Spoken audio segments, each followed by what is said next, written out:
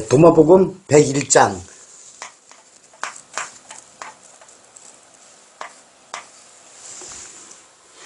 유대인아, 너희가 자신의 아버지와 어머니를 미워하지 않으면 내 제자가 될 수 없으며 자신의 아버지와 어머니를 사랑하지 않으면 내 제자가 될 수 없다. 나를 죽음으로 이끄는 어머니는 미워하지만 내가 사랑하는 어머니는 나에게 생명을 주었기 때문이다. 여기서 아버지와 어머니를 유대인들한테 이렇게 말씀하세요.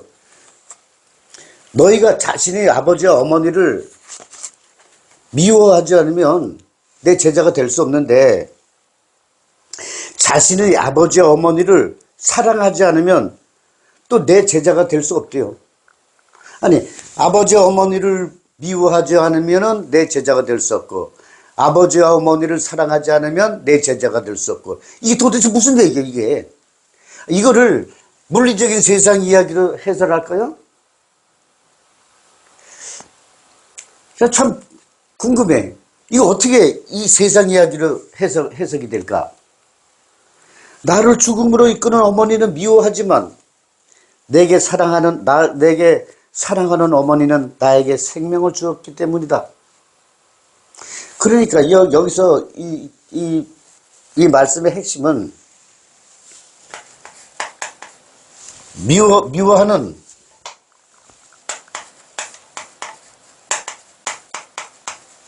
아버지, 어머니가 있고 사랑하는 아버지, 어머니가 있는 거예요. 그래서 미워하는 아버지와 어머니는 죽음으로 이끌었고 사랑하는 아버지와 어머니는 생명을 주었다 그럽니다. 누차 말씀드렸지만은 모세율법을 모르면 모르는 거예요. 10계명을 모르면 모르는 거예요.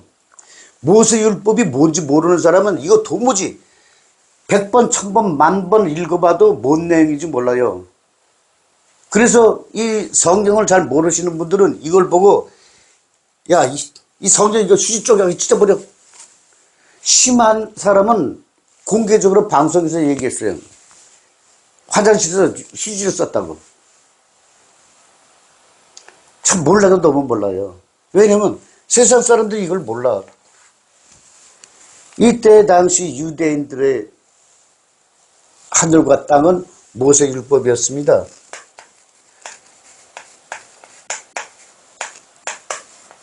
누차 말씀드렸지만은 모세율법은 가축을 죽여 소나 양이나 염소나 이런 가축을 죽여서 고기다 향기 나는 걸 뿌려가지고 향기를 뿜어 올려 냄새를 하늘로 올리고, 냄새를 하늘로 올린다는 건 뭐예요? 비의 반대, 주인의 일을 회방하는 것. 그걸 죽은 피 뿌리고. 그래서 예수는 이걸 없애기 위해서 십자가에 못 박혀 살아있는 피를 3시간 동안 흘리면서 죽어주셨습니다. 그래서 예수의 피는 보혈, 살아있는 피. 살아있는 동안 피를 흘렸기 때문에 예수의 피는 살아있는 피. 모세율법으로 뿌리는 피는 죽인 후에 뿌리는 피예요. 죽여서. 근데 예수는 살아있는 동안 3시간 동안 피를 흘리고요. 어디? 발에 있는 못을 통해서. 그래서 누차 말씀드리지만 모세율법은 영을 사망으로 이끄는 법입니다. 그래서 모세율법이 바로 죽음을 주는 것. 모세율법.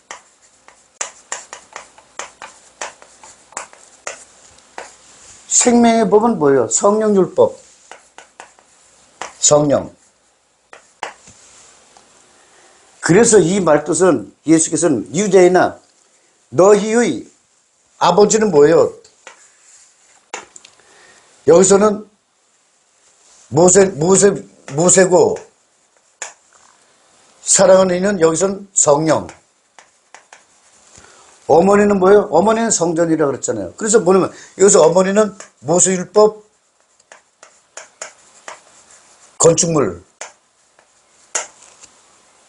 사랑하는 어머니는 나의 머리는 그리스도다. 즉 마음이라고 그랬을 때 마음이라고 해도 마음. 성령을 받으면 내 마음이 성전이잖아요. 즉 성전입니다. 여기 성전. 모세율법의 아버지와 모세율법의 성전. 이것은 죽음으로 이끔으로 미워하라 이거예요.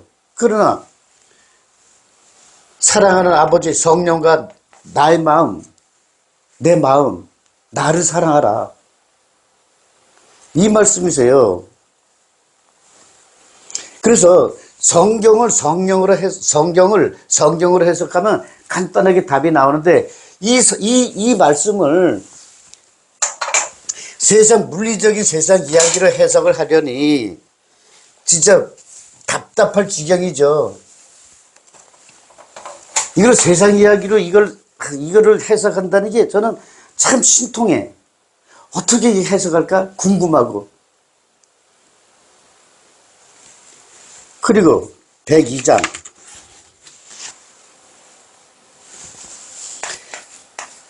이 장수가 넘어갈수록 해설하는 게 빨라져요. 왜냐하면 기초적인 거를 이미 1장부터 오면서 기초적인 성경을 이 그림까지 해가면서 다 설명을 하다 보니까 이제 쉬워지는 거예요. 끝에 가서는. 그래서 창세기는 좀 더 쉬워지고, 그리고 진짜 복잡한 게 마태복음이에요. 특히 마태복음 이 족보는 아주 난해해요. 난해해.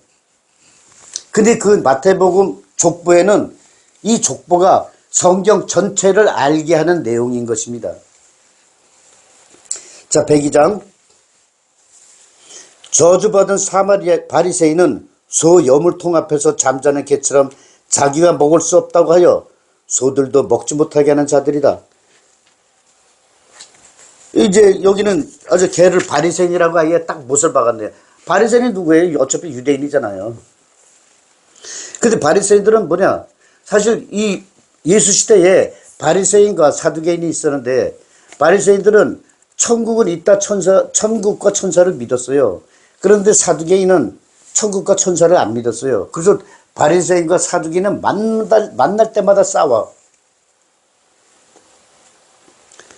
그래서 바리새인은 특히 모세 율법 이것으로 엄청나게 정통해요. 그러니까 예수의 말씀은 도무지 받아들일 수 없는 거예요. 그래서 예수께서 뭐냐면, 너희는 소 여물통은 뭐예요? 그 여물통이라는 건, 소는 보통 이제 신성스럽게 신의 백성, 가축은 보통 백성이라 그래요. 근데 개, 돼지는 아니죠.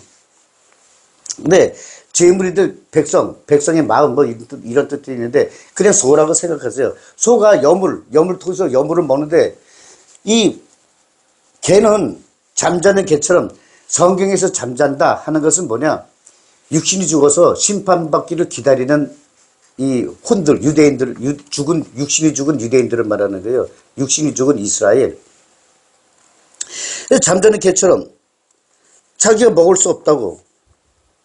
왜냐면 이 모세율법 유대인들은 성령의 말씀을 받아들일 수가 없는 거예요. 그래서 자기가 받아들일 수 없으니까 소들도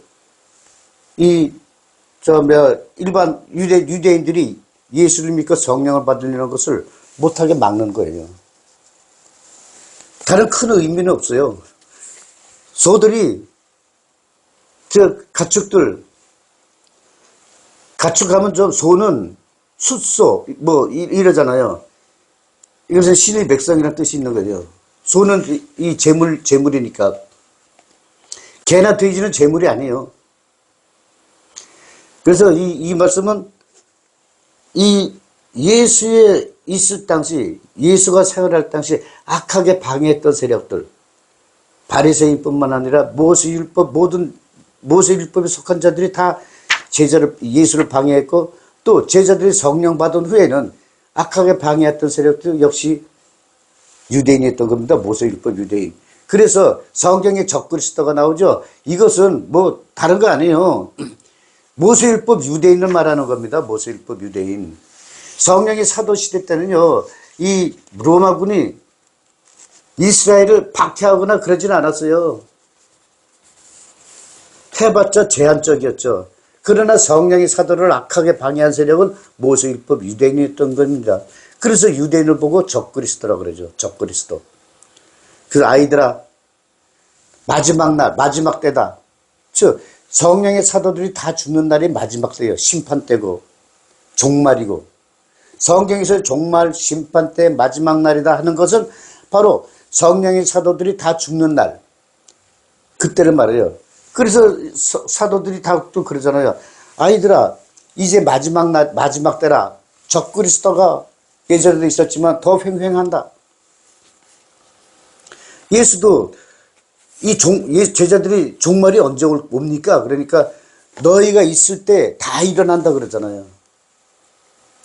그래서 세례자 요한계시록 작성한 요한이 죽을 때가, 그때가 완전한 이 사도시대의 끝을 얘기합니다.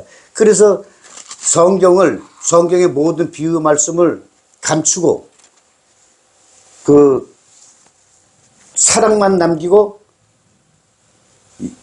모든 은사도 폐하고, 그리고 사도시대가 끝났잖아요. 그것이 바로 요한계시록에도 나타나고 사도들의 편지에도 그게 다 나타납니다. 지금 마지막 때라 이제 사랑만 남겨놓고 방언이니 지혜니 예언의 은사니 이런 거 다 폐기한다고. 종말이니까. 103장 도적들이 무엇을 훔치려고 103장 도적들이 무엇을 훔치려고 하는지 아는 인간은 복이 있으리니 그는 자기 인간들을 모아 군대를 일으키고 허리띠를 갖추어 입고 그들이 오기 전에 대비하기 때문이다. 도적들이 무엇을 훔치려고 하는지 아는 인간은 복이 있대요. 성경에서의 복은 영생입니다. 영생. 시편 133장 3절 이거 외워놓으세요. 복은 영생이다. 이 복을, 이 물리적인 현상 속에서 사는 이 복은요, 복이 아니에요. 성령을 받으면 이거보다 더한 복들 막 받는데, 그런데 최종적인 복은 뭐냐? 결국에는 육신이 죽은 후 천국에서 다시 태어나서 영생하는 것. 근데 복은 영생이에요. 성경에서 복은 영생. 성령을 받으면 뭐 이것저것 축복을 많이 주셔서 걱정 안 하고 기쁘고 행복하게 살 수 있게 돼요. 그래서 이런 인간은 이 도적들이 무엇을 훔치려고 하는지 아는 인간은 복이 있다. 도적들은 뭐예요? 도둑들이 무엇을 훔치는지 알아야지 복이 있다 이거예요. 도둑. 훔치는 것. 이 훔치는 것은 뭐냐? 이때 당시 모세율법 유대인들이다. 2000년 전에. 이것은 명심하시고 성경을 봐야 됩니다. 예수가 말하는 가장 귀중한 게 뭐예요? 보물이잖아요. 보물은 뭐예요? 진주. 보물. 이것은 뭐예요? 성령. 가장 귀한 보석.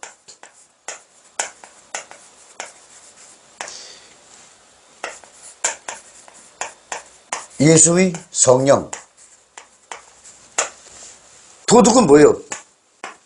이 도둑은 성령을, 예수께서 전하는 성령을 훔치려는 자. 모세율법. 유대인. 모세율법 유대인들이 제자들이나 그 일반 유대인 백성들이 예수를 믿고 성령을 받으려는 거를 성령을 못 받게 그 마음을 훔쳐가는 거야. 그것을 아는 자는 알면은 복이 있다. 영생한다 이게. 왜냐? 이걸 지킬 수 있기 때문에. 그래서 그는 자기 인간들을 모아 군대를 일으키고 허리띠를 갖춰 입고 그들이 오기 전에 대비할 것이기 때문이다. 성령을 받은 사람들하고 진리의 허리띠를 울켜쥐고, 즉 성령의 진리 지키기 때문이다. 지키지 못하면 뺏기니까. 그래서 유대인들에 의해서 모세율법 유대인들이 성령의 사도들이나 일반 백성들이 성령, 예수를 믿고 성령을 받는 것을 회방하는 이런 유대인, 모세율법 유대인을 알고 대비하는 자는 영생의 복이 있다 하시는 말씀인 것입니다.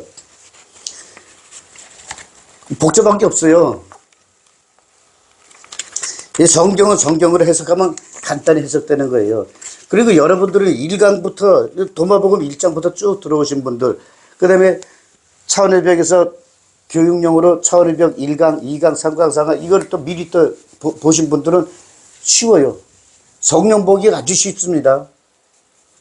단지 여러분들 제 이 교육방송만 듣고도 성경을 좀 이해하고 또 제 책을 보시는 분들은 혼자 하실 수 있어요. 그러나 성령을 받아야지 쉽게 풀립니다. 성경은 신비해요. 104장.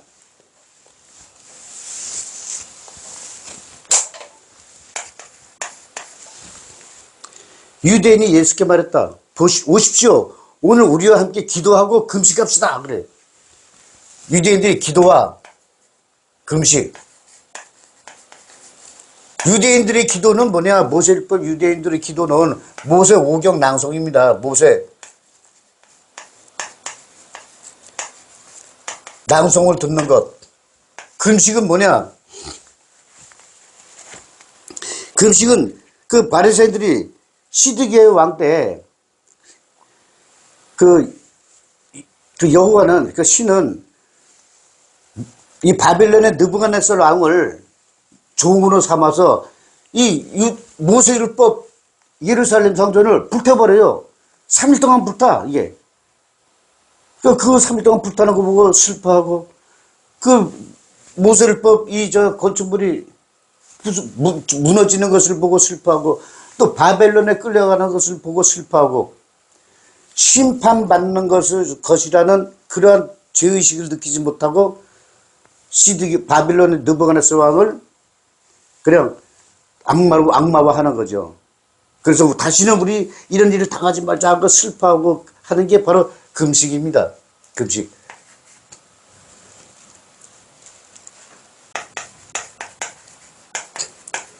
바벨론 유배, 대표적인 게 바벨론 유배 생활이죠. 이걸 보고 이제 금식을 하는 거예요. 그러니까 뭐냐면, 예수께서 뭐라 그래요? 예수께서, 야, 아니, 내가 무슨 죄를 졌다고 금식해? 이거 이스라엘이, 유대인들이 이 금식하는 거는 그 예루살렘 건축물을 짓고 거기서 제사 지내고 그런 데 대해서 심판을 받은 것.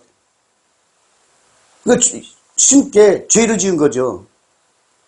그래서 바벨론 느부갓네살 왕에 의해서 심판받은 건데 예수께서는 우리 기도하고 금식합시다. 그러니까 예수께서 딱 뭐라 그래요? 내가 무슨 죄를 졌어? 이 말이에요. 여러분, 그래서 성경에서 금식하면 제가 이제 금식을 이렇게 심판받은 거다고 그 앞서서도 설명하고 그랬을 때 여러분 갸우뚱했을 거예요. 근데 예수께서는 지금 그러잖아요. 내가 무슨 죄를 져서 금식을 해? 아니면 내가 무엇을 어겼는지 알려주고 금식하게 하라.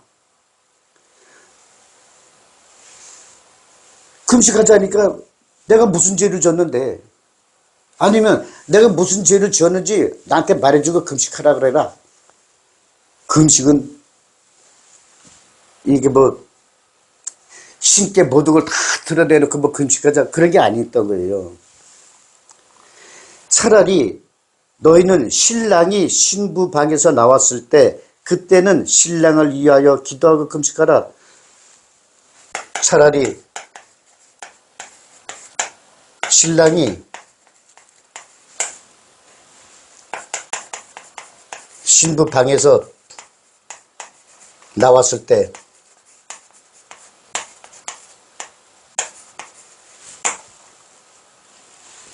그때 신랑을 위하여 금식하라. 이게 무슨 말이에요? 우리 신랑 신부는 자주 제가 도마복음 설명해서 말씀드렸을 거예요. 신부는 성령을 받을 준비가 된 처녀가 그리스도 성령을 받기 위하여 준비하는 겁니다. 그래서 신방을 꾸몄어요. 신부방. 그런데 신랑이 신부방에 들어와야 되는데 이때는 아직 지금 예수가 살아있을 때입니다. 이제 신부방에 들어가기 위해서 준비하고 있을 때요. 살아있으니까. 왜냐하면 예수가 신랑이 되어서 이 제자들한테 성령을 받게 하는 것. 그러면 성령인 신랑과 신부인 사도들이 이제 신방을 꾸민 거예요. 하나로 합해진 거죠. 그런데 지금은 예수가 살아있습니다. 그래서 뭐냐. 신랑이 신부방에서 나왔을 때 예수가 죽었을 때 들어가지 못하고 이게 이제 문자 표현이 한계가 있어서 이제 이렇게 한 건데 신랑이 신부방에서 나왔을 때가 아니라 신랑이 신부방에 들어가지 못하고 죽었을 때 그때 신랑을 위하여 슬퍼해라 이거예요. 왜냐 이거는 죄를 지은 게 아니고 이제 그 모든 고난을 받고 십자가에 못 박혀 죽으시고 성령으로 재림하실 예정이니까 그때 슬퍼해라. 그런데 이렇게 죽었으니까 슬퍼해? 아니라 우리가 예수를 못 알아보고 예수를 박해하고 핍박했던 것에 대해서 슬퍼하라는 얘기입니다. 이게 그때 기도하고 금식해라. 기도는 어떻게? 주기도문. 그래서 이 성경은 성경으로 해석해야지 답이 나온다는 사실 꼭 인지하시고 여기에 외부의 어떤 철학이나 외부의 어떤 주장이 들어가면 성경은 성령의 말씀이 아니라 인간의 말씀이 섞이는 것입니다. 인간의 주장이 성령의 말씀인 것처럼 꾸며지는 것이죠. 그것을 보고 성전의 기초가 될 돌에는 정을 대지 마라. 성전의 기초는 성령의 말씀이므로 그 성령의 말씀은 곧 성경이므로 성경에 인간의 생각을 집어넣지 마라. 그 뜻입니다. 105장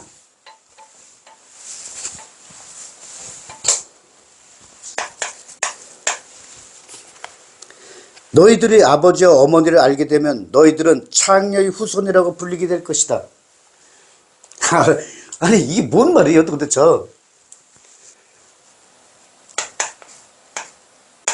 너희 아버지와 어머니를 알게 되면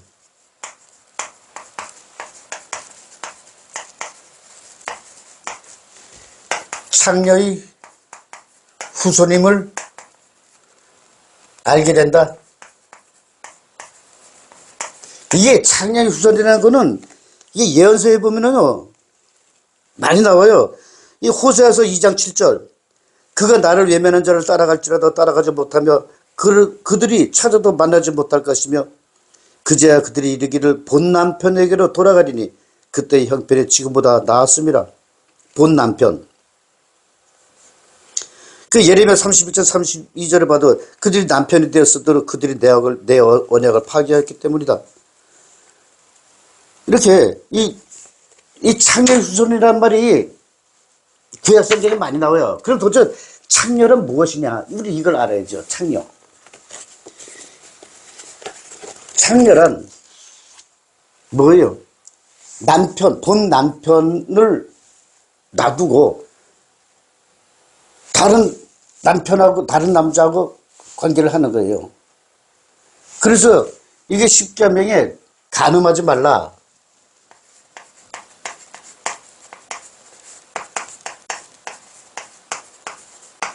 이걸 어기는 겁니다. 십계명에서. 그러면 도대체 십계명의 간음은 뭐예요? 우리 이 물리적인 3차원의 세계 인간 세상에서의 간음은 남녀 간의 부적절한 관계를 간음이라고 합니다. 그런데 빛의 세상에서는 성령을 외면하고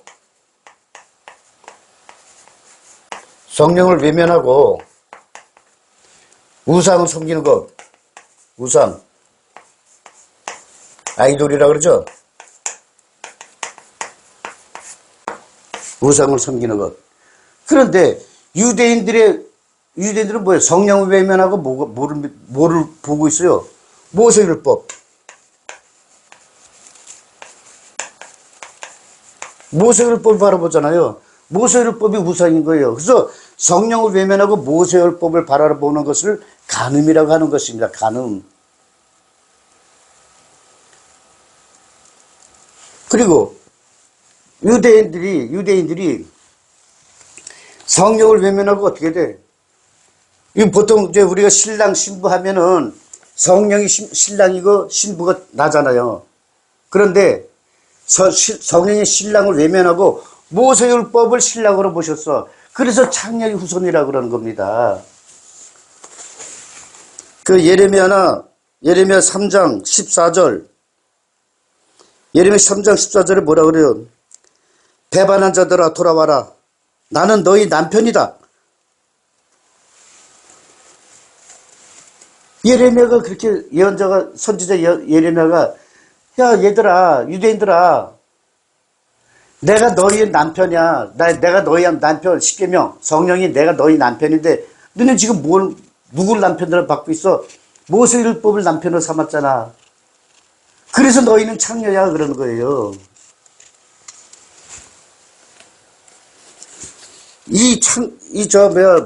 구약성경 이 사전 있는 분들이요. 이 구약성경 들어가서 창녀라고 쳐보세요. 다 하나같이 이스라엘이 즉 유대인이 모세율법을 섬기는 것을 보고 창녀라고 합니다. 그래요.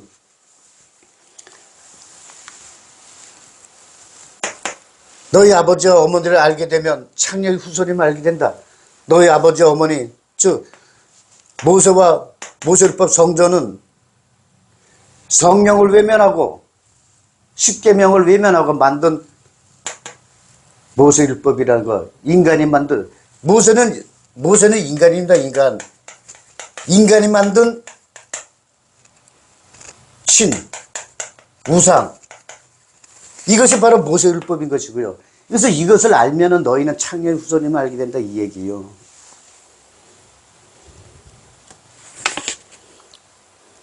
그 이사야서 54장 5절 보면은 이사야 54장 5절 이는 너를 지으신 이가 내 남편이시라. 그의 이름은 만군의 여호와시며 내 구속자는 이스라엘의 거룩한 이시라. 그는 온 땅의 엘로힘이라 일컬음을 받으실 것이다. 엘로힘. 이걸 엘로힘이 나오면 북이스라엘 성경입니다. 즉 신은 곧 하나님인데 이때 당시 북이스라엘은 어떻게 돼요? 모세오경을 섬긴 거야. 너를 지으시니가 내 남편이다. 그래 너는 모세오경을 보고 있으니 너는 창녀의 후손이다. 이 얘기예요. 그래서 성경으로 해석해야 되는 겁니다. 그래야지만 예수께서 왜 성령을 받으라는지, 왜 성령을 받아야만 하는지를 알게 되는 것입니다. 106장. 너희가 둘을 하나로 만들 때 너희는 남자 아담의 아들이 될 것이다. 그리하여 너희들이 산이 옮겨져라고 말하면 그 산이 옮겨질 것이다. 너희가 둘이 하나가 될 때, 둘이 하나가 된다는 건 뭐예요? 나의 영과 성령이 하나가 된다는 것. 그래서 성령과 너희 영이 하나가 되면 너희는 남자 아담의 아들이 될 것이다. 이게 남자 아담.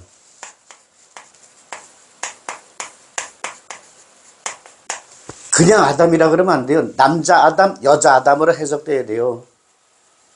이게 이상하게 해석해가지고 한글로 보는 우리 대한민국 이 성도들은 이제 헷갈리는 거지. 남자 아담 누구의 성령이잖아요, 성령. 그러니까 둘이 하나로 만들면 성령과 나영이 하나로 만들면 남자 아담의 아들이 된다. 이 말씀은 성령께서 너희 아버지가 되는 거야. 즉 성령은 성부니까. 그리하여 너희들이 산에 옮겨져라 말하면 그 산에 옮겨질 것이다. 자, 성령과 하나 되면 성령의 사도가 됩니다. 그럼 이 산이 들려져. 산아 옮겨가라 하면 산이 옮겨진다 이게. 그러니까 그 성령을 모르는 분들이 이 성경을 해석하면 산이 이렇게 있으면은 이 산에 이렇게 뿌리가 있어. 그리고 이 뿌리가 통째로 뽑혀가지고 산이 옮겨진다 이렇게 해석을 해요. 아니 그렇게 하실 수 있겠어요? 동네 동산도 그렇게 못해요. 산이 뿌리가 어디 있어? 그래서 이거를 알려면은 이 성령을 받으면은 원래 제가 그랬잖아요. 이걸 그래서 예수께서 유대인을 구원하려고 모세율법 유대인을 구원하려고 세상에 오신 것이다. 이거는 망고불변의 진리예요. 그런데 예수가 오신 목적은 온 세상 사람들을 구원하기 위해서 왔다. 그런 거짓말 좀 하지 마세요. 그러니까 성경이 누더기가 되는 겁니다. 아모스 9장 12절 그거 보세요. 처음에 예수께서는 유대인들을 모세율법 유대인을 구원하려고 왔어요. 그런데 유대인이 어떻게 돼? 말을 안 들어요. 그래서 아모스 9장 그 어디야?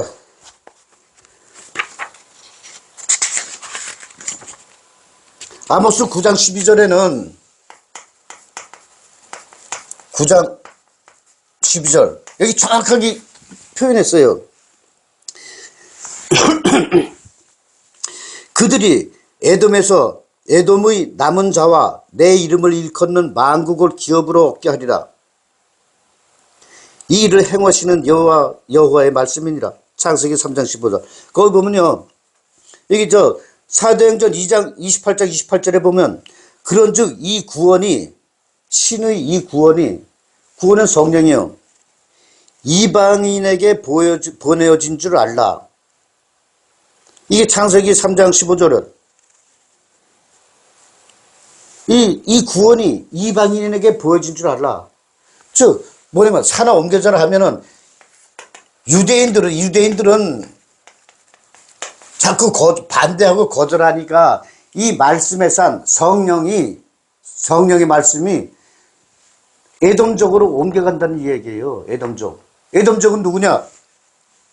노아가 술에 취해서 잠자고 있는데 셈, 함, 야벳. 함이 노아한테 가가지고 벗은 걸 보고 그냥 나와서 셈하고 야벳한테 얘기해요. 그래서 셈, 하벳이 뒷걸음질 쳐서 들어가서 덮어주고 그리고 나와요. 그러니까 노아가 그 사실을 알고 이 함족은 바로 이스라엘 유대인에게 저주를 하죠. 너는 셈과 야벳의 종이 되리라. 결국 야벳은 뭐냐? 최초의 셈족 이스마엘은 수메르의 우르 거기서 12부족의 왕이 태어난다 그랬으니까 야벳도 그 축복을 같이 누린다? 이렇게 된 거예요. 그래서 뭐냐면 이 야벳 쪽이 바로 그 아모스에서 말하는 에돔족입니다. 에돔족. 그런 이 구원의 말씀이 즉 성령의 말씀이 유대인들은 거부하니까 야벳족 이방인으로 간다. 이방인은 갈라진 민족 에서와 이스라엘과 갈라진 민족 에사우는 곧 에돔족이라고 그랬습니다. 그래서 산이 옮겨져라 하면은 이게 산이 통째로 뿌리쳐 옮겨지는 게 아니라 성령의 말씀, 성령의 축복 이것이 유대 나라를 떠나서 에돔족에게 간다. 그래서 실질적으로 이 성령의 사도들이 지중해 연안을 떠돌며 살아요. 그 에돔족이에요.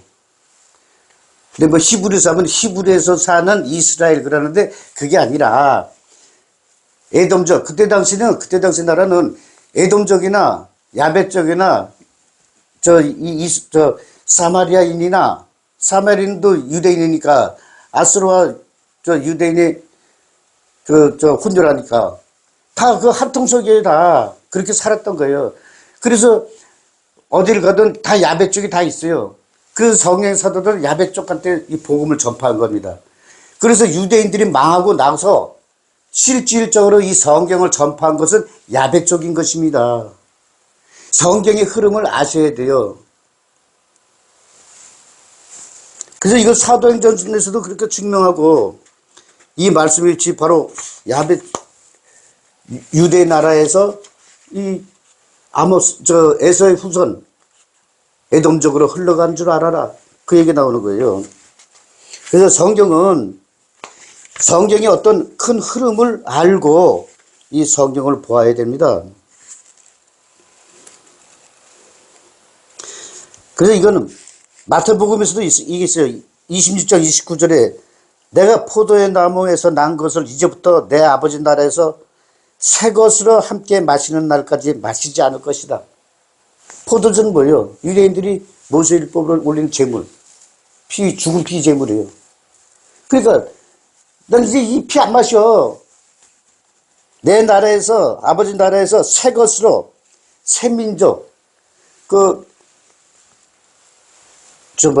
무화과 나무의 비유를 밝히는 대목에서 예수께서 저주하셔서 말라 죽은 무화과 나무에서 성령을 받아서 새 순이 돋으면 그것이 바로 새로운 나라, 새 민족을 선택한다는 의미입니다. 그래서 산이 옮겨져라면 그 산이 옮겨질 것이다. 이거는 유대인들에게 아주 참혹한 저주를 내리신 겁니다. 예수께서. 그리고 남자 아담의 아들이 될 것이다. 너희가 둘을 하나로 만들 때 성령과 너희 영이 하나로 만들어지면 너희는 남자 아담의 아들이 될 것이다. 남자 아담은 곧 성령이다. 여자 아담은 모세고, 그리고 하와는 여자 아담의 이름이 하와로, 남자 아담이 여자 아담의 이름을 하와로 바꿉니다. 그 하와로 바꾼 이름이 바로 예수고, 그래서 여자 아담은 모세, 하와는 예수.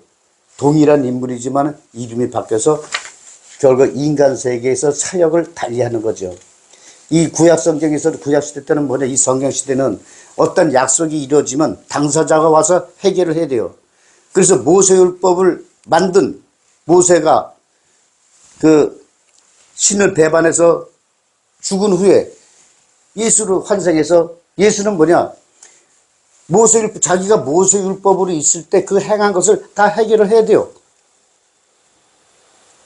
그게 이 성경의 이 숨겨진 신비의 비유, 신비예요. 모세가 예수로 환생한 것입니다. 그래서 예수는 처음에 다른 복음서 보면 예수는, 야, 내가 옛날에 아브라함 때 이삭으로 있었다 그러잖아요. 그래서 원래 이삭과 약속한 것을 이삭이 환생한 게 바로 모세였습니다. 근데 모세를 환생했다가 실패했어. 배반했어요, 신을. 이게 또 성경에서 자세히 나옵니다. 그런 내용이. 107장. 이 107장에서 그 내용이 나오네. 모세가 어떻게 배반했는지. 107장. 내 아버지 나라에는 100마리 양을 목자가 데려가는 것과 같다. 천국은 100마리 양을 목자가 데리고 가고 있어요. 천국으로. 그들 중 가장 큰 양 한 마리가 가버렸다. 그는 99마리 양을 떠나서 한 마리를 발견할 때까지 찾아 나섰다. 그렇게 고생한 후에 큰 양 한 마리를 찾게 되자 목자는 그 양에게 나는 99마리의 양보다 너를 더 사랑한단다. 이게 무슨 얘기예요? 목자가 100마리 양을 데리고 다녔어. 100마리 양. 100마리 양을 아버지 나라로 목자가 데려가. 목자가 양을 데리고, 즉 천국으로 데려가고 있어요. 천국으로 몰고 가고 있어요. 100마리 양.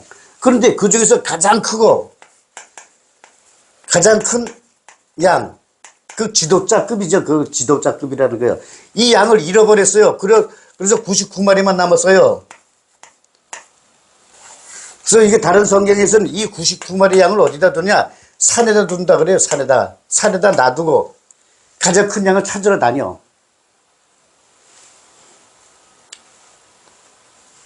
근데 산은 뭘까? 그럼 생각해봐요. 가장 큰 양, 아흔 머리를 그래 내버려두고, 내버려두고, 큰 양 한 마리 찾으러 다니는 거야. 전 처음에 뭘 몰랐을 때는, 아유, 그럼 99마리 양은 도망가면 어떡하라고. 참 답답한 사람이래. 아니, 99마리 양을 놔두고 큰 양 한 마리 찾으라고 헤매고 다니는 거야. 그러면 99마리 양은 지도자가 없으니까 흩어서 다 뿔뿔 흩어져. 그럼 한 마리만 잃어버린 것이 아니라 더 많은 걸 잃어버린단 말이에요. 그렇잖아요. 근데 이 목자는 뭐냐? 냅둬, 버려도 큰 양 한 마리를 찾아다니는 거야. 그래서 원래는 이 산에 두는데 이 산은 말씀의 산. 양이란 거는 짐승 양을 말하는 게 아닙니다. 이거 비유입니다. 그래서 이것이 바로 이스라엘.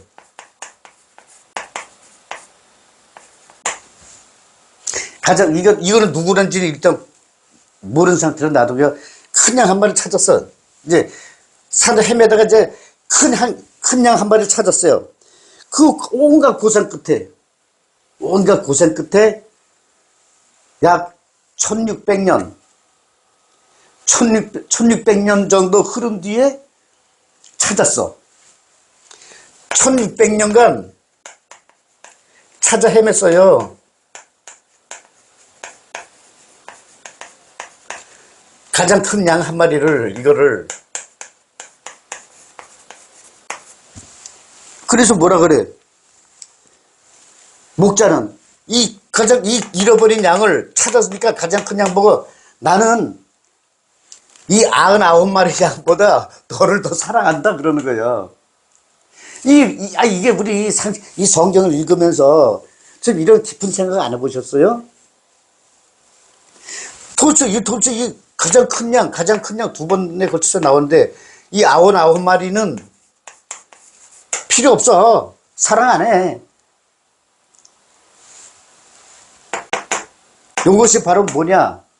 모세예요, 모세.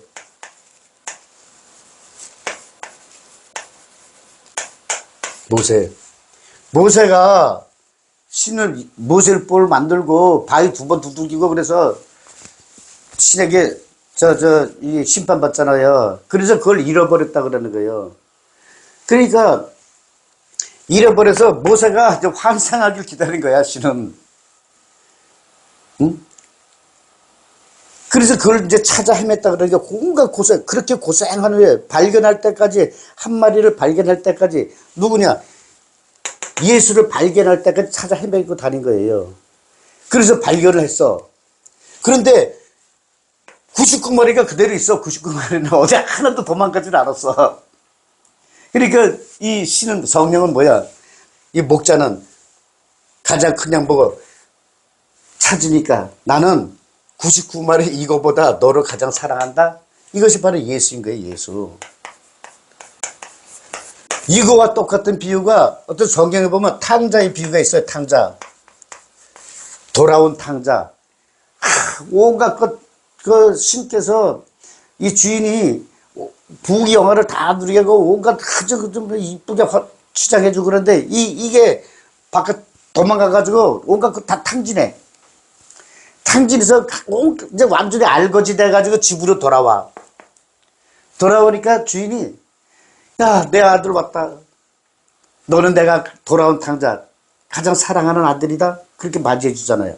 그게 바로 이 비유와 똑같습니다. 탕자가 모세고, 도망간 탕자가 모세고, 돌아온 탕자 예수고. 이 비유입니다, 이게 다. 그래서 이런 성경의 흐름을 알고 성경을 보게 되면 재밌기도 하고, 막 뭉클해지기도 하고, 신비하기도 하고, 어떻게 이렇게 이 성령을 받지 않으면 도저히 알 수 없게 이렇게 썼을까? 지난 그 오랜 동안 성령이 쓰여진 때부터 지금 이 AD 서기만 해도 벌써 2000년이 넘는데도 어떻게 이렇게 비유를 숨겨 놓으실 수 있었을까? 정말 이 성경은 신비한 말씀이 감춰져 있는 것입니다. 그래서 성령을 받지 않으면, 예수께서 그러잖아요. 나에게 선택받지 않으면 너희는 이 글씨 하나도 알 수가 없다고. 여기는 창세의 비밀이 있다 그러고.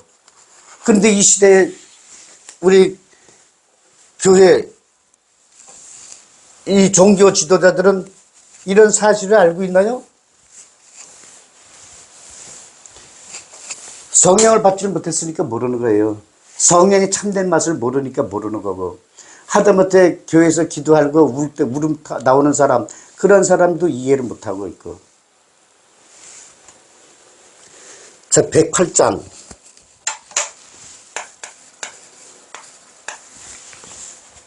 그 누구든지 나의 입으로부터 나오는 것을 마시는 그 인간은 나와 같아질 것이며 나 또한 그 인간이 될 것이다. 그리하면 감추어진 것들이 그를 통하여 드러나게 될 것이다. 여기서 누구든지 나의 입으로, 예수의 입으로 나오는 건 뭐예요? 성령의 말씀인 것이요. 말씀의 빛, 말씀의 씨를 밭에 뿌리는 거예요. 밭은 뭐냐, 누구냐? 사실은 나야, 나. 성령 말씀에 받는 모세율법 유대인. 그런데 돌밭이면 뭐냐? 성령의 말씀을 받아들일 그 말씀의 밭에 돌밭이야. 일반 돌하고 말씀의 돌하고 돌밭하고는 다릅니다. 이건 말씀의 씨를 받아들일 수 없는 그런 황폐한 밭, 모세율법의 세상. 그래서 밭이라면 뭐냐? 나예요. 돌밭은 모세율법 세상의 밭이고 모세율법의 유다인. 그런데 예수의 입에서 나오는 것을 마시는 자, 입에서 나오는 말씀을, 우리 물을 마신다 그러잖아요. 물을 마신다. 생명수를 마신다. 그래서 말을 마신다 이렇게 표현하신 겁니다.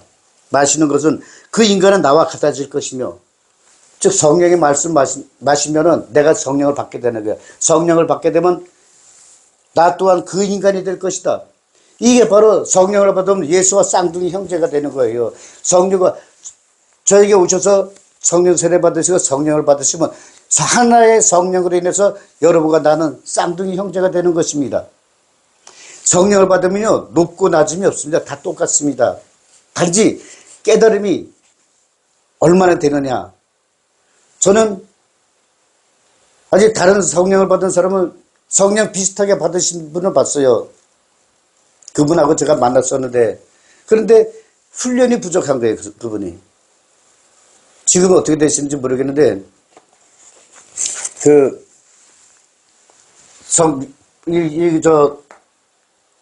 유튜브에 보면 하나님의 교회라고 해서 하시는 그 목사님이 계십니다. 그분은 그럭저럭 성경의 영안에 좀 열리긴 열렸는데, 그분의 하나 단점은 이 산이 옮겨져라 그러면 산이 이렇게 뿌리쳐 빠져서 옮겨진다 이렇게 설명하시더라고요. 그래서 아직 이 성령의 말씀을 이해하는 게 훈련이 좀 덜 되셨구나. 다른 건 대단해요. 성경을 성경으로 해석하실 줄도 알고. 그래서 나 또한 그 인간이 될 것이다. 이것은 뭐냐? 성령을 받으면 하나의 성령으로 인하여 쌍둥이 형제가 된다는 것을 알려주시는 것입니다. 그리하면 감추어진 것이 그를 통해 드러날 것이다. 감추어진 것은 뭐예요? 성령의 말씀. 유대인들이 알 수 없게 만들어놓은 성령의 말씀의 빛. 그래서 성령을 받으면 그 입에서는 성령의 말씀에 성령의 신비, 이것이 다 드러나게 된다는 것입니다. 성령의 신비는 뭐냐? 인간은 기쁨과 행복을 위해서 만났고, 왜? 난자가 정자를 선택할 때 나에게 기쁨과 행복을 줄 수 있는 가장 지혜로운 정자를 선택했기 때문에 정자와 난자가 만나서 생명의 씨앗이 되고, 생명의 씨앗이 엄마의 뱃속에서 10개월 동안 진화가 끝난 다음에 이 세상에 나와 초승을 들이킬 때 영을 받아서 이 인간의 혼과 영이 중첩되어 하나가 되어 영혼과 육신이 인간이 되며, 이 빛이 세상에 온 영은 천국에서 보내줬으니, 빛이 세상에서 보내줬으니, 혼과 육신은 부모님이 만들어주셨고 영은 곧 신이 창조하셨다 이렇게 되는 것입니다. 그런데 인간 세상에 와서 보니까 인간의 뇌세포는 90%만 쓸 수 있고 10%밖에 못 쓰고 90%는 망가져 있는 거예요. 그래서 영은 천국 정보를 100% 가져왔는데 90%가 못 쓰게 됐으니까 이걸 복구하려면 인간 세계를 말하면 복구 시스템, 즉 성령을 받는 것입니다. 성령을 받게 되면 잠자는 데서부터 깨어나 우리가 알지 못했던 것, 보이지 않는 세상에서 드러나 보이지 않는 세상에 일어난 일을 그걸 사람인 영이 인간은 나에게 영감으로 알려주면 이 인간이 나는 그 보이지 않는 빛이 세상에 알려준 정보를 인간 세상에 드러나게 하여 육신으로 기쁨과 행복으로 생활하고 계속되는 성령과의 대화를 통해서 기쁨 충만, 행복 충만, 성령 충만한 상태로 내가 이 세상을 마치고 천국으로 돌아갈 때는 천국에 들어가는 이 궁창의 문을 여는 이 암호화된 암호를 풀 수 있는 것입니다. 이 암호는 성령 충만, 기쁨 충만, 행복 충만한 사람이 이 암호를 풉니다. 암호가 바로 기쁨 충만, 행복 충만, 성령 충만이 암호죠. 그래야만 이 천국, 빛의 세상은 기쁨과 행복으로만 존재하는 것입니다. 그래서 우리는 이거를 이런 상태를 아시고 성경을 보게 되면은 이제 새로운 세상을 볼 수 있습니다. 우리가 지금 이렇게 보지만은 우리가 지금 보이는 세상이 전부가 다 아닙니다. 이 앞에도 새로운 세상이 지금 있어요.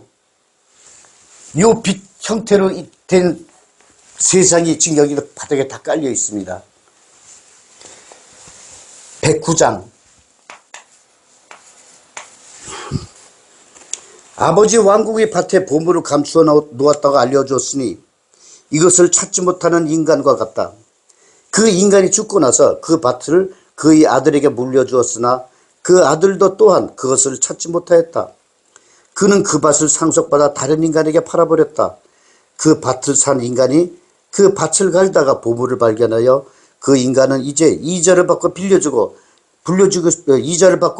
싶은 인간에게 보물을 빌려주기 시작했다. 예, 그렇죠. 이 인간 세상으로서는 도저히 알 수 없는 얘기예요. 이게 여기에 인간이 처음에 아버지 왕국의 밭에 보물을 감춰놨다고 알려줬어요. 인간 하나에게. 1번 인간. 그런데 이 인간은 이것을 찾지 못해.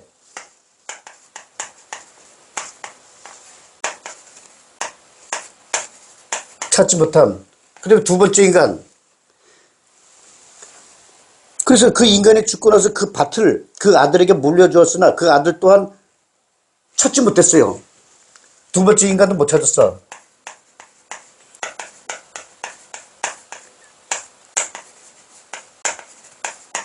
못함. 그래서 이 두 번째 인간은 어떻게 됐어요?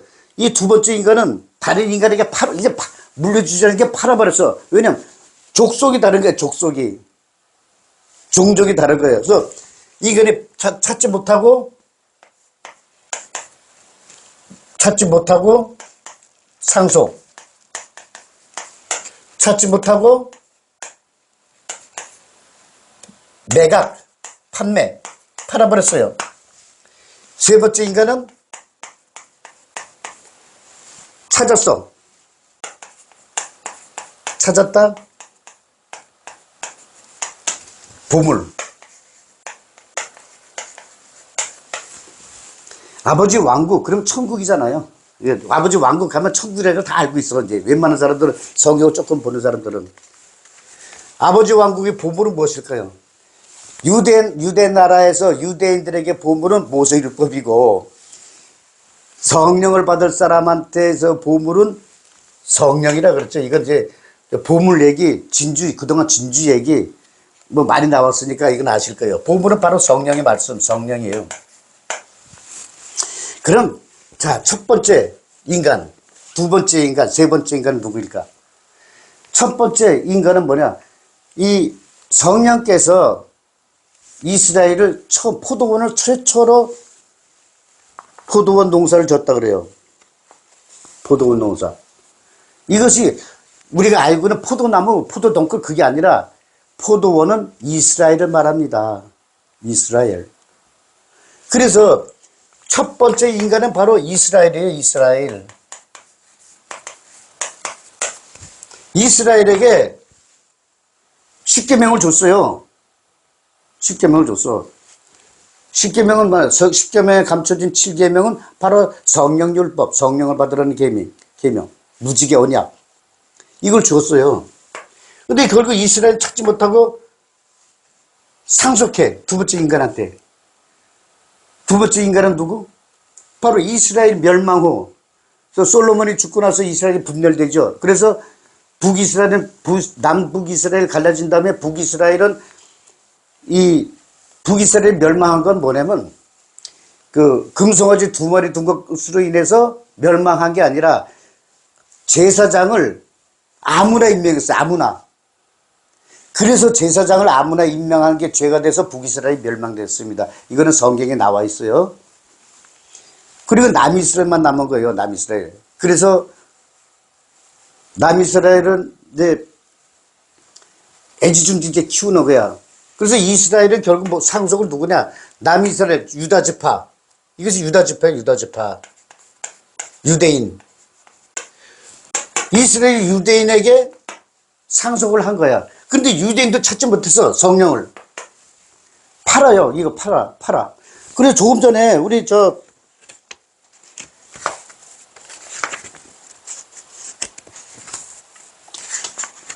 사나 옮겨져라. 이 돌들을 너희가 이 둘을 하나로 만들 때 너희는 남자 아담의 아들이 될 것이며 그리하여 너희들은 사나 옮겨져라고 말하면 그 산에 옮겨질 것이다.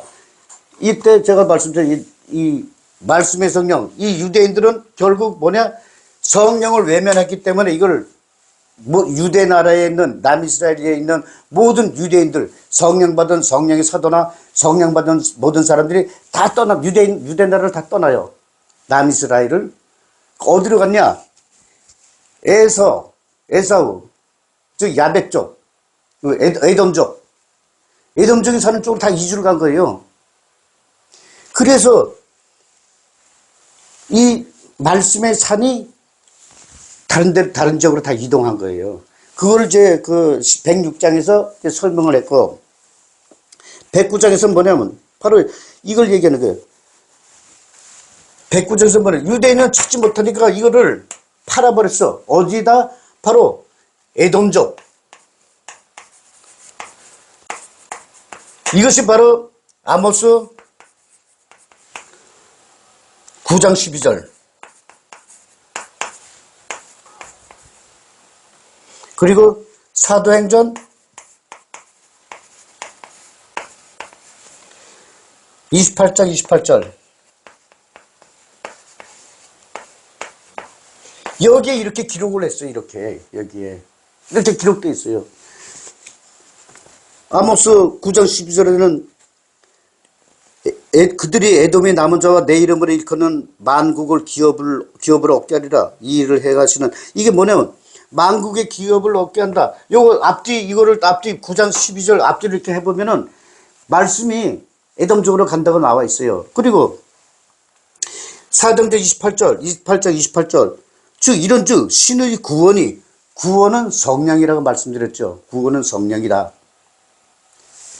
왜냐면 지금 교회에서 예수 믿으면 천국. 그런데 예수는 나를 믿고 성령을 받고 천국. 이렇게 주장하는 교회들은요, 완전히 성령을 진짜 외면해도 크게 외면한 거예요. 이걸 믿으면 안 됩니다. 이거 절대로 여러분 지금 사는 세상에서는 어떨지 몰라요. 그러나 여러분들이 지금 현재 상태에서 죽고 나서 다시 환생했을 때는 그 죄값을 치르게 됩니다. 성령의 성령. 예수를 믿고 성령을 받고 성령과 동행해야지 천국으로 가는 건데, 이렇게 이 성경에 써 있는데도 성경을 연구한다는 그 종교들, 이 보통 종교 단체들 보면요, 신학 대학까지 다 가지고 있어요. 대학원까지 가지고 있어. 그러면서도 이거를 어떻게 이렇게 해석하냐고요, 이거를. 그래서 이 종교가 망가지고 있는 겁니다. 그래서 이 성경의 보물은 유대인은 철저하게 예수를 배척한 거예요. 철저해. 그래서 에돔족으로 인해서 예수 죽고 나서 성령의 사도들이 결국 에돔족의 이 성령의 말씀 전하고 에돔족으로 인해서 지금 현대 교회가 이렇게 일어난 겁니다.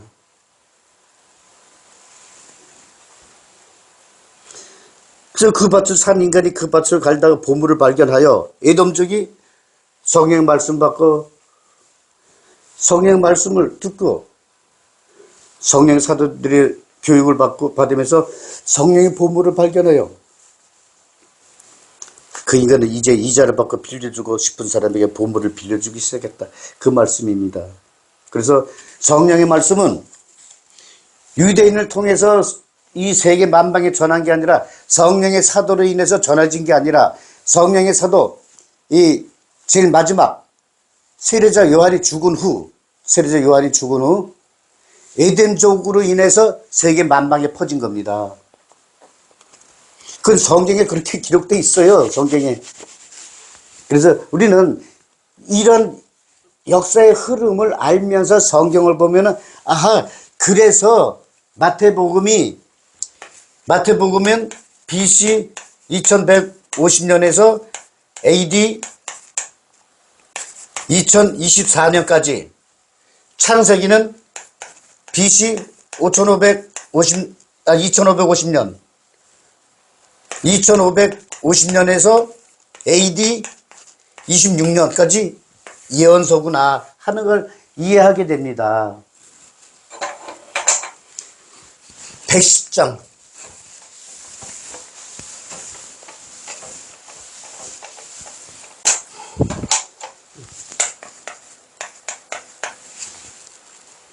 예수께서 말씀하셨다. 누구든지 이 세상을 발견하려 부자된 인간은 이 세상을 부정하게 되리라.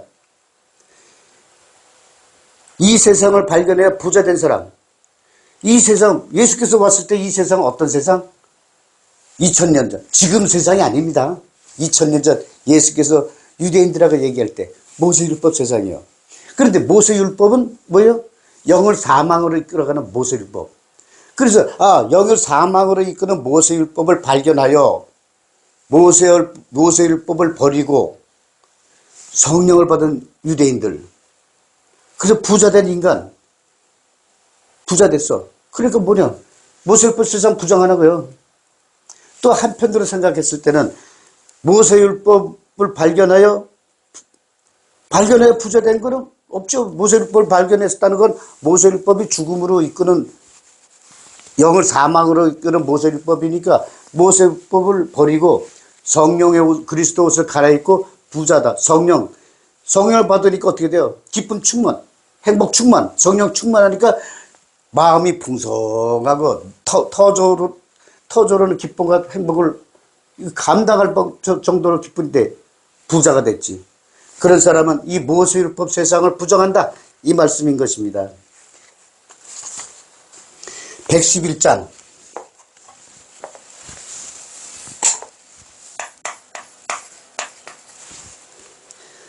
예수께서 말씀하셨다. 하늘과 땅이 너희들 앞에서 말씀의 두루마리가 되어 하늘로 올라갈 것이지만 살아계신 분 안에 사는 인간은 결코 죽음도 두려움도 보지 않을 것이다. 그리고 예수께서 이렇게 말씀하셨다. 누구든지 자기 자신을 찾게 되면 이 세상은 아무런 가치가 없다는 것을 알게 될 것이다. 자, 하늘과 땅이 너희들 눈앞에서 두루마리가 되어 하늘로 올라갈 것이지만, 하늘과 땅이 눈앞에 두루마리가 되어 하늘로 올라간대요. 하늘과 땅.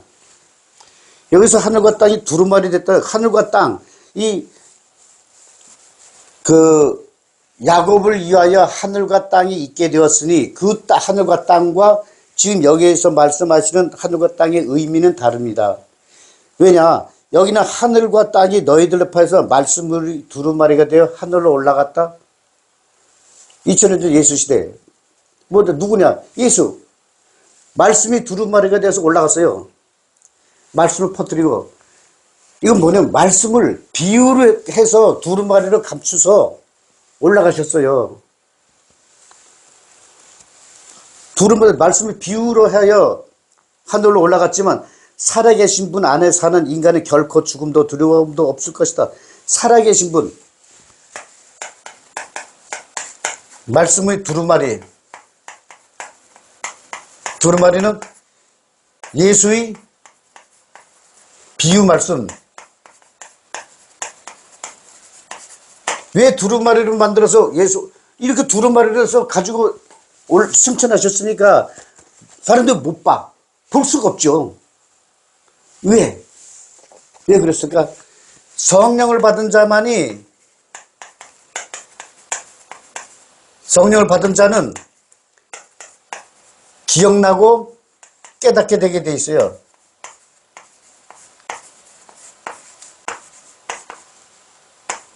성령을 받은 자는 기억나고 깨닫게 되니까 말씀의 두루마리를 예수께서 두루마리로 이렇게 돼서 승천하신 거예요.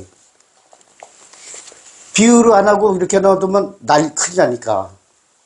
그러면 성령의 신비가 이렇게 나타나지 않고 성령을 받았다는 증거를 제시할 수 없게 됩니다. 내가 성령을 받았다는 증거는 뭐냐? 이 성경을 성령의 말씀, 즉 성경을 성경으로 해석을 하니까. 또한 드러나지 않는 세상을 사람인 영이 나에게 인간의 혼에게 알려주어 그것을 깨닫고 우리 차원의벽 1강에서 10가지 쭉 내린 것을 보시면 그것이 바로 성령으로 인하여 빛이 세상 정보를 듣고 육신으로 나타낸 것입니다. 표현한 것입니다. 그것이 바로 성령을 받았다는 증거예요. 그래서 두루마리에 대해서 하늘로 올라간 것 예수 비유 말씀. 그러지만 뭐냐? 살아계신 분 안에 사는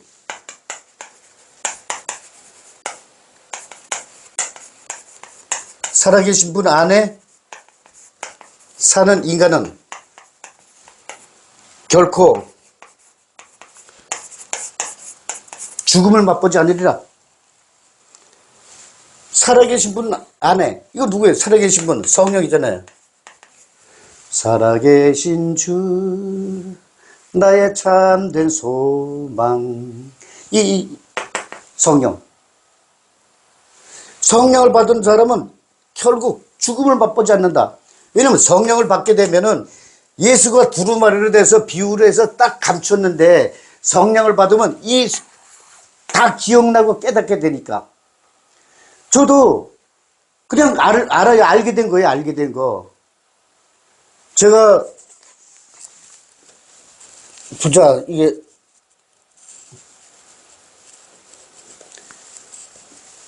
그 책을 어디다 뒀나. 제가 14일간 여행기가 있어요. 전 진짜 봤다니까요. 예수하고 예수 제자들이 나누는 대화를 보고 와. 그래서 정신없이 받았는데 제가 처음에 마태복음을 펼쳐서 딱 완료 끝나는데 14일 걸렸어요. 14일 걸리는데 볼펜 2자로 반이 소모됐어요. 이게 그 글을 받아 쓰는데 이렇게 마태복음을 펼치면서 받아 쓰는 거야. 여기가 다 갈라졌어요. 여기가 피가 뚝뚝뚝뚝 흐르고. 그러니까 그 다음에 제가 이틀을 쉬고 이제 다 끝나니까 나 몸이 장난이 아니야. 그래서 나 이 원고를 또 내가 알아보게 또 옮겨야죠. 알아보게. 시간이 지나면 못 알아보니까 또 그걸 알아보게 또 쓰는데 14일 걸렸어. 그러고 나서 책으로 완성하는데 한참 시간이 많이 걸렸죠. 그래서 성령을 받으면 죽음을 맛보지 않아. 왜요? 성령을 받으면 성령과 동행하여 영생을 하니까. 성령을 받으면 우리 육신은 기쁨과 행복이 충만하고 잠자는 내 세포가 깨어나니까 더 많은 것을 알게 돼요. 다른 사람들이 알지 못하는 것을 내가 알게 되고, 그러니까 나는 기쁨과 행복이 더 충만해지고, 죽을 때는 이제 빛이 세상으로 가는구나. 나는 인간으로 살아갈 때 원 없이 기쁨과 행복을 누렸으니 이제는 천국에서 더 원 없이 끝없이 기쁨과 행복을 누려야지. 그리고 인간 생활을 할 때 하고 싶었던 일 많지만은 인생의 길은 짧기 때문에 고작 해봤자 100년, 한 120년 이렇게 되니까. 그래서 천국에서 뭐냐면 얼마나 내가 천국에서 존재할지 몰라도 내가 하고 싶은 게 한 100가지가 넘어요. 그런데 한 가지당 100년 동안 해먹는다 하면은 100가지면 몇 년이에요? 100년, 하나에 100년이면 100가지면 10,000년. 1000가지면은, 아이고야, 환장하네. 그래서 우리가 천국은 인간이 상상할 수 없는 그런 세상입니다. 오늘 이 방송 처음 보시는 분은 제 차원의 벽 제4강, 천국, 지옥, 환생과 귀신, 신의 대행자, 이걸 보세요. 그러면 거기 이제 천국에서는 어떻게 생활한다는 걸 자세히 기록했습니다. 그리고 저희 책, 낮에 뜨는 달, 거기도 자세히 기록되어 있고요. 그리고 예수께서 이렇게 말씀하셨다. 누구든지 자기 자신을 찾게 되면 이 세상은 아무런 가치가 없다는 것을 알게 된다. 자기 자신을 찾게 된다, 이게. 내 자신. 즉, 뭐냐. 처음 내가 인간이 태어날 때 엄마 아빠의 사랑으로 엄마의 태반에서 생명의 씨앗이 자라나 10개월 동안 인간으로 진화가 끝난 다음 첫 번째 차원의 벽인 엄마의 태반에서 3차원 세상으로 나왔을 때 그때 우리는 뭘 받아요? 첫 숨을 쉴 때 빛보다 공기보다 빠르게 영을 딱 받았단 말이에요. 바로 그때 내 자신, 영, 빛이 세상 정보인 영, 천국에서 보내준 나, 보이지 않는 나, 즉 사람인 것이죠. 나 자신을 찾게 되면 이 세상, 모세율법 세상은 아무런 가치가 없다는 것을 알게 된다. 이 말씀하시는 겁니다. 왜냐? 모세율법은 죽은 고기 태우고 죽은 피 뿌리는 죽은 세상이니까, 영이. 112장.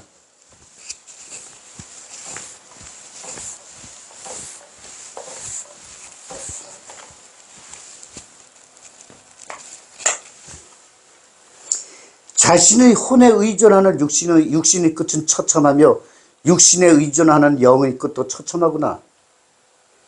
이게 29장의 반대잖아요. 29장에서는 육신이 혼으로 인하여 존재하는 것은 신비하고 영이 육신에 의존하여 성장하는 것은, 그러니까 육신이 혼에 의하여 존재하는 것은 신비하지만 영이 육신에 의존하여 성장하는 것은 신비롭고 신비롭다. 그러나 가난한 마음에 터질 듯한 풍요로움이 깃드는 것은 신비 중의 신비다. 이게 29장입니다. 그런데 112장에서는 자신의 혼에 의존하는 육신의 끝은 처참하며 혼에 의존한다. 즉 뭐냐면 성령을 받지 못한 상태. 성령을 받지 못하니까 어떻게 돼? 혼이 영감을 해봤자 지금 현재 있는 영이 가지고 있는 90% 그것만 알고 성령을 받지 못하니까 어떻게 돼요? 천국에 못 가는 거야. 그리고 지금 이거는 누구냐? 모세율법 세상이에요. 모세율법 세상. 영을 사망으로 이끄는 모세율법. 그러니까 영은 뭐냐? 성령을 못 받으니까 그 끝이 처참하다 이거예요. 그러나 성령을 받지 않았으니까 뭐냐면 지옥에는 안 가요. 이건 분명히 알아두세요.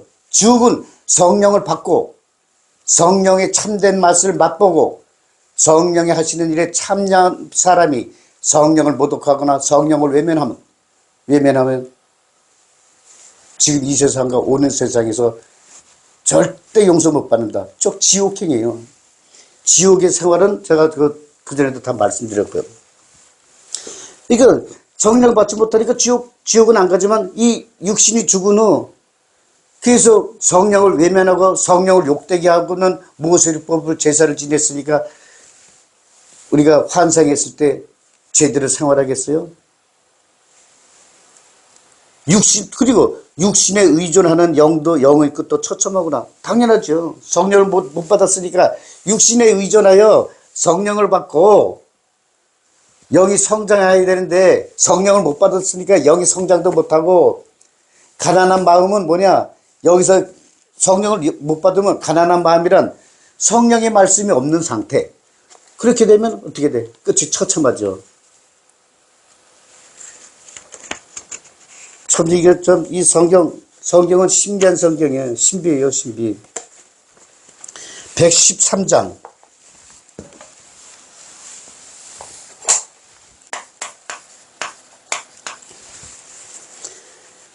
제자들이 예수께 말하기를 스승님의 아버지 왕국은 언제 세워주는지 알려주시오. 이게 제자들의 진짜 속마음인 것이요. 스승님, 왕국 하니까 우리는 당신이 하루빨리 왕위에 등극해라 이거예요. 그러니까 스승님은 자꾸 아버지 왕국 하니까 제자들은 어떻게 들어요? 하여튼 아버지 왕국이든 누구 왕국이든 예수가 빨리 이 유대 나라의 왕으로 빨리 등극해야 돼. 그러니까 제자들 그게 제일 궁금한 거예요. 그러니까 스승님 아버지 왕국을 언제 세울 거예요? 도대체 너무 질질 끌지 말고 언제 세울지 좀 알려주시오. 그래야지 우리도 대책 세우고 집에 연락해서 나 언제쯤 집에 간다? 여보, 그러니까 기다려? 뭐 그렇게 얘기할 수 있잖아요. 맨날 집에서 돈 끌어다 모아서 투자만 하고 계속 끌려다니고 그러니까 얼마나 답답해. 이거 마태복음 보면은 베드로가 장모한테 가는데 나중에 장모가 10병에 놓여 화병에 나. 저 베드로가 그래도 뭐 한 자리 한다고 큰 소리 치고 빵빵거리고 예수 따라다녔는데 돌아온 거 보니까 빈털털이야. 완전 갈거지. 돈을 갖다 쓰면서. 그러니까 장모가 화병이 나요. 그래서 예수가 장모를 다독거려주죠. 그게 좀 미화적으로 해서 사람들이 그냥 넘어가려고 그래. 그러나 처음부터 끝까지 예수와 제자들의 생활관을 쭉 돌아보면 화병 난 거야, 화병. 그러니까 베드로는 어떻게든 내가 대장이 되려고 악을 써대고, 요한의 세베대 아들, 두 아들은 나중에 엄마까지 동원해서 짜웅해가지고 한 자리 하려고 그러고. 그게 제자들 마음입니다, 그게. 그러니까 그런데 여기 목사나 신부들은 나는 예수의 제자야. 제자처럼 살 거야. 그러잖아요. 성령의 사도처럼 살아야지 어떻게 제자들처럼 살아요.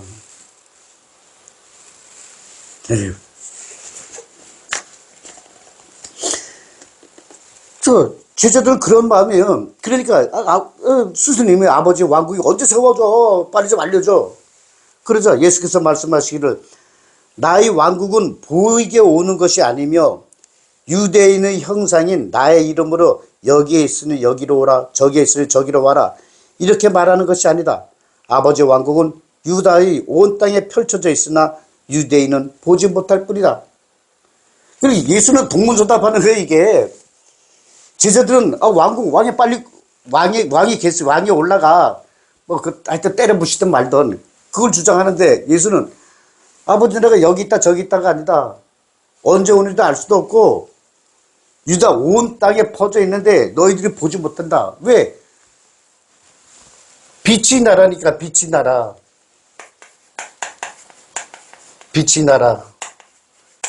여기서 빛은 칼라. 빛이 나라이니까. 즉 말씀의 빛.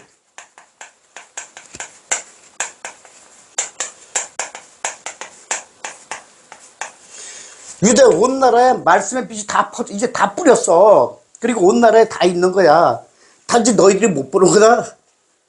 그러니까 제자들은요, 이걸 어떻게 받아들이냐면은, 야, 아버지 말씀을 해서 이 세상, 이 땅은 유대 온 나라가 다 내 왕국이야. 근데 너네가 지금 아직도 못 보고 있는 거야, 임마. 그건 나는 왕이 될 거야. 이 뜻이에요. 제자들은 그렇게 받아들이는 거예요. 그렇게 제대로, 와, 언제 또, 그래, 그동안 우리 스승님이 이렇게 다닌 거 보면, 맞아, 그럴만해. 그리고 우리가 돌아다닐 때 보면은 사람들이 엄청나게 따라다녀. 이거 끄덕끄덕, 그 말 뜻은 몰라도 하여튼 끄덕끄덕 되죠, 제자들은. 이게 지금 제자들이 마음의 상태와 예수의 마음의 상태를 아주 여실히 잘 드러내 보이는 겁니다. 그러니까 예수는 본인도 답답해해. 난 답답해하는 거 봤으니까. 어떻게? 환상으로. 이거를 인내하면서 참으시는 거예요. 계속 끝까지 비유로 말씀하시고. 결국 그래서 예수는 죽어서 성령으로 부활해서도 그 성령으로 부활해서 제 죽은 지 3일날 부활해서 승천할 때까지 40일간 그때까지도 제자들을 교육하잖아요. 야, 그때는 어떤 교육이냐? 성령으로 승천했을 때 육신이 죽은 다음에는 영은 이렇게 생활한다? 그걸 보여주신 거예요. 직접. 사람이, 그거는 예수를 부활하신 예수를 본 여자들도 처음에 예수를 못 알아보다가 나중에 알아보고. 제자들은 갈릴리 호숫가에 바닷가, 갈릴리 바다라 그러죠. 예, 바다란 의미가 있다고 그랬잖아요. 저 유대인들의 나라. 그 갈릴리에서 고기 잡는데 밤새도록 해서 한 마리도 못 잡는데 예수께서 딱 와서 야, 오른쪽에 그물을 던져라 하니까 제자들이 그때도 예수를 못 알아봤습니다. 왜냐? 영체이기 때문에. 그래서 오른쪽에 그물을 딱 던지니까 왕창 고기가 잡혀서 쥐어보니까 125마리야. 그게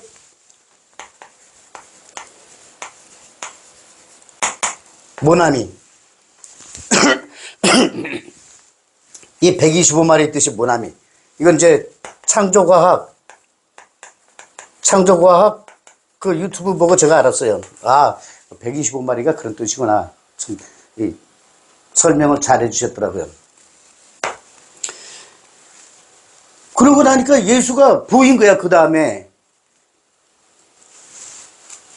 그래서 예수께서는 죽어서 성령으로 부활해서 그 앞으로 죽으면 어떻게 된다는 모습을 예수가 마지막 교육이 뭐냐? 살아있을 때는 비유를 얘기했지만은 육신이 죽은 후 이렇게 된다는 것까지 제자 교육을 마치고 이 부활하신 후 40일 그리고 십자가에 못 박혀 죽은 지 43일째 되는 날 승천 그리고 50일째 되는 날 제자들에게 성령으로 재림하셨던 겁니다. 그래서 우리는 그 내용을 아셔야 돼요. 이거 이렇게 보시면서 이게 한편들은 예수와 제자 이건 예수와 제자들인데 이런 상태구나 하는 것도 알고 이렇게 성경을 보면 재밌습니다. 한마디로 말해서 예수의 그 인내하심 그 웬만한 사람은 답답해가지고 야 이 자식아 이거 비유 얘기하고 이렇게 딱 얘기했을 거예요. 근데 예수는 절대 그 3년간 죽을 때까지 비유로 숨겨놨어요. 왜 숨겨놨는데 숨겨야만 제자들이 아무것도 몰랐다가 성령을 받고 나서 그때 예수께서 말씀하신 말이 다 기억나는 거예요. 저절로 화면을 보듯이 기억나게 되고 이게 이 말씀이었구나 하는 걸 깨달은 거예요. 그래서 죽은 예수가 바로 지금 우리가 받은 성령이 바로 예수구나. 그래서 제자들은 유대인들에게 너희가 죽인 그 예수가 바로 성령으로 오셨다. 이렇게 선포하고 성령의 말씀을 전하게 된 것입니다. 예수의 말씀을 전한 게 아니라 성령의 말씀, 나는 지금 성령과 동행한다 하는 걸 알려주고요. 114장. 어느덧 도마복음도 이게 마지막 장 강의하네요. 요 강의 끝나고부터 이제 창세기 들어갑니다. 창세기의 그 드라마틱한 그 신비한 창세기 문자 하나하나에 담긴 신비함을 기대하십시오. 114장. 마리아는 여자이므로 시몬 베드로가 제자 형제들에게 말하는 거예요. 베드로가. 마리아는 여자이므로 여자는 할례를 할 수 없어 생명을 받을 자격이 없으므로 남자로 이루어진 우리와 함께 있으면 된다. 이거 보내면 그러자 예수께서 보아라 마리아도 너희 남자들처럼 살아있는 영이 될 수 있도록 내가 마리아를 인도하여 그녀를 남성으로 만들겠다. 그러면 누구든지 자기 자신을 남자로 만들게 되어 천국에 들어갈 것이기 때문이다. 이게 지금 이 제자들을 모세율법 제자들이에요. 모세율법. 이게 성령을 받고 나서는 이제 손 할례당을 삼가라, 할례를 받지 마라, 진정한 할례는 그리스도 할례라 이러는데 지금 이 당시는 성령 받지 못하고 모세율법으로 가득 차 있어요. 그래서 할례를 얘기하는 거예요. 할례를. 할례를 받아야만 신의 백성이 되는 걸로 알고 있는 거야. 할례는 아브라함 때 이미 폐기돼 버렸는데 성령 못 받았으니 모를 수밖에. 지금도 우리 모든 교회 봐요. 할례 하면은 인정하잖아. 지금도 할례 해야 된다고 그러잖아. 이미 아브라함 때 폐기된 건데. 제자들도 그랬어요. 제자들이. 그래서 여러분들은 지금 예수의 제자들인 것입니다. 성령의 사도가 아니라. 성령의 사도는 차원의 벽에 있습니다. 그래서 마리아는 여자니까 할례를 할 수 없죠. 그러니까 할례를 받아야만 생명인 생명은 성령이죠. 자, 그러니까 할례를 못하니까 생명을 받을 자격이 없으니까 남자는 우리끼리 하고 마리아는 배척하자 보내는 거예요. 근데 제자들은 뭐냐면 답답한 게 예수의 두 번째 명령이 이 향유를 부은 여인은 나를 십자가의 죽음이 헛되지 않게 나에게 향유로 기름 부음한 것이다. 그러니 너희는 내 말을 전할 때 이 여인도 함께 전해라. 그러니까 명령을 내렸어요. 명령. 마리아는 엄청나게 대단한 여인입니다. 제가 아는 마리아는 저는 그래요. 제가 아는 성경에 나오는 마리아 예수의 엄마입니다. 왜 마리아가 그렇게 성경을 잘하고 예수를 잘하냐? 성령과 대화를 해서 성령을 받을 자격이나 천혜에 바치됐어요. 그리고 어린 예수를 계속 키워가고 예수 옆에서 지키고 있었던 거예요. 예수의 모든 곳에는 다 성모 마리아가 따라다녔어요.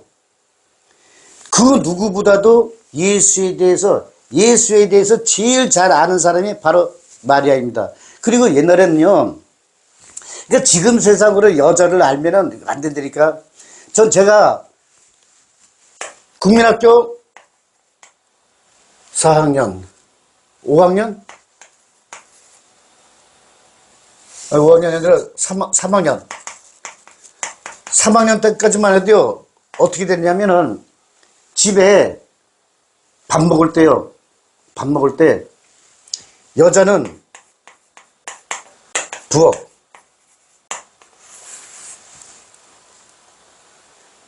남자는 방에서 밥상에서 밥 먹고 여자들은 밥상에 못 왔어요. 이랬다니까요. 그래서 이때 당시 그 여자들은 어떻게 됐냐면요. 그러니까 어떤 여자의 어떤 인격체로서의 그런 대접을 전혀 못 받을 때입니다. 못 받는 때. 여자는 하나의 재산이라니까요. 재산. 그런데 예수의 어머니 마리아는 다 초월하신 거예요. 예수의 어릴 적부터 절대 예수 옆을 떠나질 않았어요. 예수가 7살에 많은 기적을 세다가 예수가 13살 때 떠납니다. 12살까지 예루살렘에 있다가 이 가나안 땅에 있다가 13살에 떠났다가 31살에 다시 유대 나라 돌아오죠. 요때 공간 빼놓고는 떨어진 적이 없어요. 그렇다고 해서 예수가 이 나이에 어디론가 갔을 때 연락을 한 번도 안 취했겠냐? 그렇진 않아요. 연락을 취했으니까 다시 돌아왔을 때 성모 마리아와 함께 있었죠. 그런데 이 모든 성경을 연구하시는 분들이나 누구분은 마리아는 다른 여자로 이렇게 이야기를 하시는데 마리아만큼 총명하고 예수의 사상을 이해할 수 있는 여자는 없었습니다. 그래 그때 당시는요, 아들이면은 엄마라도 아들한테 함부로 못했어요.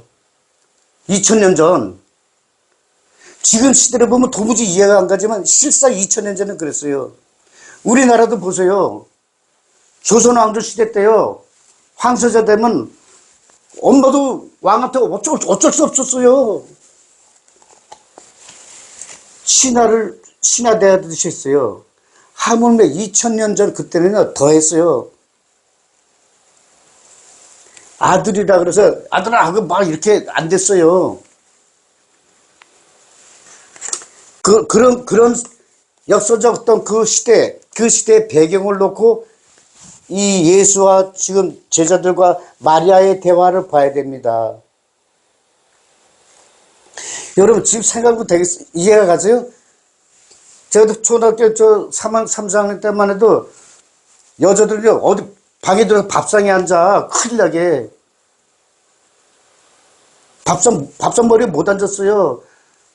부엌에 앉아서 저 누룽지 긁어먹고, 부엌 화덕에 옆에 앉아가지고 쭈그리 앉아서 김치 이렇게 올려먹고 그랬어요. 그래서 이 성경은 지금 시대의 눈으로 보면 성경의 단 한 줄도 이해를 못합니다. 그래서 이 성경에 보면요, 마리아는 예수한테 함부로 얘기를 못해요. 그러니까 이 성경에 잠깐 예수 어머니와 형제와 자매들이 그거 볼 때도 마리아가 예수를 못 불러. 그 제자들이 어떻게 했죠? 마리아가 한번 붙어간 거, 저 잔치집에 갔을 때 술이 부족했을 때 그때 한마디 하는 거 나오더라고요. 그래서 그 시대 때는 여성은 남자가 아무리 자기 아들이라 그래도 함부로 대하지 못했어요. 아들이 어렸을 때는 함부로 대하는데 어떤 성인이 되어서 어떤 위치에 올라가면요, 모셨어요. 그래서 보아라, 이제 베드로가 함께 있으면 안 된다니까, 그러자 예수께서 보아라, 마리아도 너희 남자처럼 살아있는 영이 될 수 있도록 내가 마리아를 인도하여 남성으로 만들겠다. 남성으로 만든다. 이건 뭐냐면 성령 받게 한다는 얘기예요. 성령을 받으면은 남성 여성이 없어요. 다 성령 안에서 하나가 되는 거예요. 하나가. 그러면 누구든지 자기 자신을 남자로 만들게 되어 천국에 들어갈 것이기 때문이다. 그래서 성령을 받으면 남자나 여자나 어린아이나 할머니나 할아버지나 다 똑같이 다 천국에 들어가는 겁니다. 이거 나머지 이거는요, 그렇게 이해하시면 돼요. 성령을 받게 해준다. 성령을 받으면 누구든지 남녀노소 할머니 할아버지 아무 관계없이, 어린아이나 뭐 아무 관계없이 세상에 죄인이 돼도, 그러니까 사회법은 신은 관계 안 해요. 육신으로 만든 법은 육신으로 지켜라. 그래서 사람과 사람 간의 죄를 범하면 피해자가 가해자를 용서해 주는 것입니다. 성경에 그렇게 써 있어요. 그런데 이거 요즘 교회는 어때요? 신이 아버지가 다 용서해 주셔. 그러니까 쭉 용서해 주십시오. 그러면 아멘 하면 딱 나서, 나 신께 용서 받았으니까 괜찮아. 아니 피해자는 여기 있는데 괜찮대, 괜찮아요 이러면 안 돼요. 또 천주교는 어떻게 해요? 나 신부님께 고해성사를 다 했어, 이제 괜찮아, 용서받았어. 그래. 아니 피해자가 있는데. 그런데 뭐냐, 신은 그 인간 사회법을 관계 안 합니다.